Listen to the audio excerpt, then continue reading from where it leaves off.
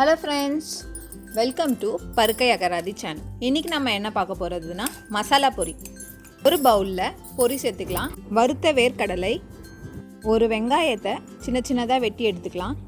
கூடவே பச்சை மிளகாவையும் சின்ன சின்னதாக வெட்டி எடுத்து அது கூட சேர்த்து, தக்காளியை சின்ன சின்னதாக வெட்டி எடுத்து இது கூட ஆட் பண்ணி, கொத்தமல்லி சேர்த்து, துருவிய கேரட் ஆட் பண்ணிக்கலாம்.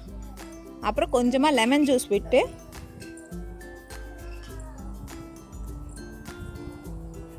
இது கூட தேவையான உப்பு, சாட் மசாலா ஒரு ஸ்பூன், மிளகாய்த்தூள் அவங்க காரத்துக்கு ஏற்ற மாதிரி போட்டு நல்லா மிக்ஸ் பண்ணிக்கலாம். மாங்காய் இருக்கிறவங்க இது கூட சின்ன சின்னதாக கட் பண்ணி மாங்காய் ஆட் பண்ணிட்டா இன்னும் டேஸ்ட்டாக இருக்கும்.